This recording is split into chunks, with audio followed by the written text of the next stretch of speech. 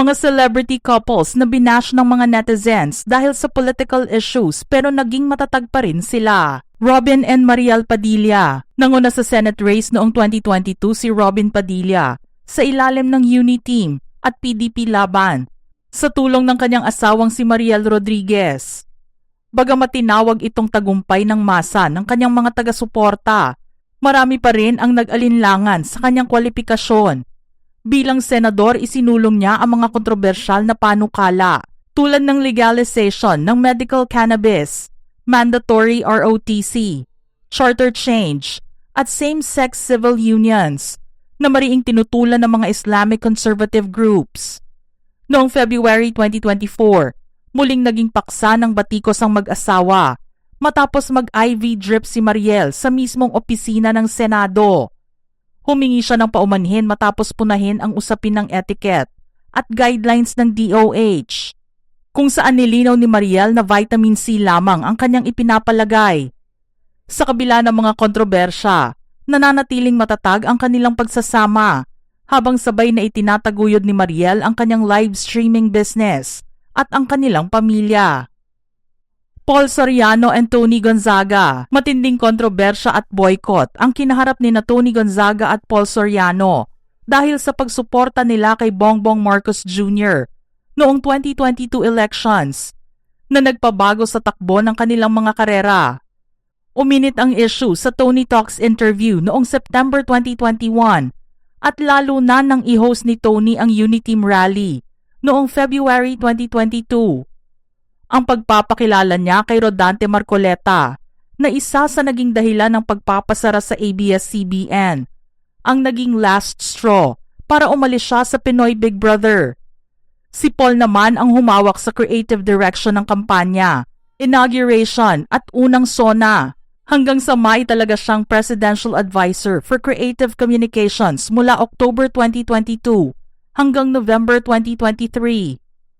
Nasundan pa ito ng batikos nang maging endorser si Tony ng isang kilalang online shopping platform, dahilan para lumipat siya muli sa mainstream media patungong All TV at sa sarili niyang online shows.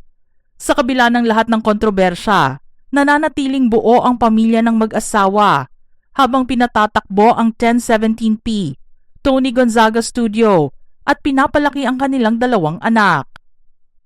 Arjo Ataide and Maine Mendoza. Pumasok sa politika si Arjo Ataide noong 2022 bilang kinatawan ng unang distrito ng Quezon City sa suporta ng asawang si Maine Mendoza na nagbukas ng usapin ukol sa mga celebrity sa pamahalaan at nagdulot ng pagkadismaya sa ilang fans ng Aldab. Para maging ally ng majority ng nasa Kongreso, pumasok siya sa koalisasyon ni Mayor Joy Belmonte bago lumipat sa Nationalista Party at kalaunan sa National Unity Party o NUP. Naging sentro ng usapin ang pamumuhay ng mag-asawa noong huling bahagi ng 2025 nang maikabit ang pangalan ni Arjo sa Senate probe ukol sa mga flood control projects.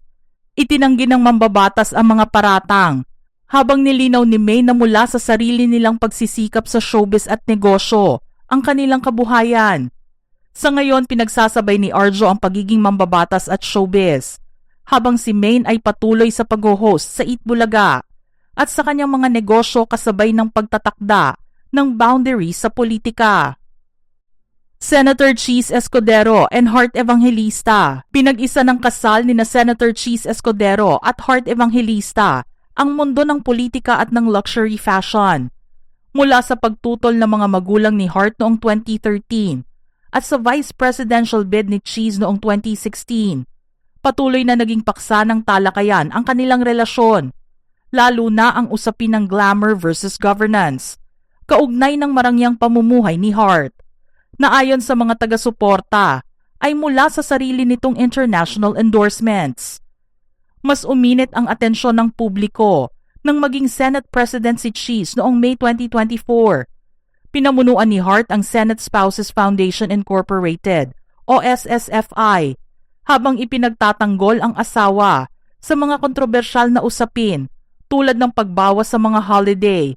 Samantalang nasuri naman ang senador sa kanyang pangangasiwa sa investigasyon sa flood control funding Sa kabila ng mga batikos, nananatiling buo ang mag-asawa habang pinaghihiwalay ang independent fashion career ni Hart sa tungkulin ni Chi sa gobyerno. Richard Gomez and Lucy Torres. Kahit maraming kontrobersyang pinagdaanan, mahigit isang dekada ng solid ang kapit ni Richard Gomez at Lucy Torres sa politika ng Leyte. Dati nang binabati ko si Lucy noong kongresista pa siya dahil sa pagboto ng 1,000 pesos budget sa Commission on Human Rights, pagsuporta sa anti-terror law, at sa kanyang paninindigan sa West Philippine Sea. Lalo pang uminit ang usapan sa political dynasty noong 2022 nang magpalit sila ng pwesto. Naging congressman si Richard habang naging mayor naman ng Ormoc si Lucy. Hindi rin naiwasan ni Richard ang kontrobersya sa social media tulad ng post niya noong 2024 na ipagamit ang EDSA bus lane sa mga kotse at ang pagkondena sa kanya ng NUJP noong August 2025 matapos niyang i-expose ang mga reporter na nagtatanong tungkol sa flood control project sa Leyte. Sa kabila ng mga kritiko at kalaban sa politika, nananatiling matatag ang posisyon ng mag-asawa at masaya silang nagsasama. Manny Pacquiao and Jinky Pacquiao. Naging mainit na paksa sa publiko ang pagpasok sa politika ni Manny Pacquiao. Dumana si Pacquiao ng matinding batiko sa buong mundo noong 2016 dahil sa kanyang kontrobersyal na pahayag laban sa same-sex marriage na naging dahilan ng pagkasira ng kanyang kontrata sa Nike, kahit pa ipinagtanggol siya ng kanyang asawa. Mula sa pagiging kaalyado ni Pangulong Duterte, nagkaroon ng lamat ang kanilang ugnayan nang tulig sa inya ang korupsyon noong 2021 na naghati sa PDP laban. Nagtapos naman sa ikatlong pwesto si Pacquiao sa presidential race noong 2022, kung saan pinuna ng mga kritiko ang kaibahan ng kanyang pro-poor na plataporma sa marangyang buhay na makikita sa social media ni Jinky.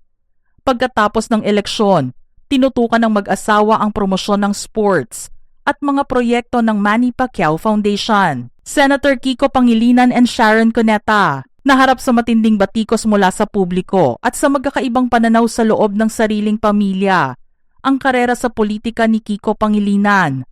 Noong 2022 elections bilang katambal ni Leni Robredo, naging target si Sen Kiko ng mga kampanya ng disinformation at ng Rosa Movement, isang pampulitikang kampanya noong March 2022 na nagsulong sa mix and match tandem ni Leni Robredo sa pagkapangulo at Sara Duterte sa pagkapangalawang pangulo.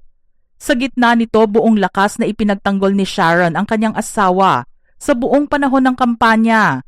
Naging bukas din sa publiko ang hidwaan sa kanilang angkan matapos makatunggali ni Sen Kiko ang tiyuhin ni Sharon na si Tito Soto sa pagka-vice-presidente noong 2022. Habang ang kapatid naman ni Sharon ay tumakbo sa ilalim ng PDP laban noong 2019.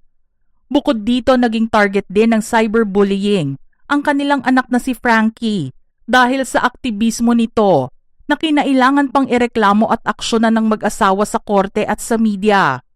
Sa kabila ng mga pagsubok na ito, nananatiling matatag ang mag-asawa habang isinusulong na senador ang reforma sa agrikultura at pinoprotektahan ni Sharon ang pamilya kasabay ng kanyang karera sa showbiz. Mga ka-showbiz peeps, ano naman ang inyong reaksyon sa ating paksa ngayon? Share your thoughts in the comments section below.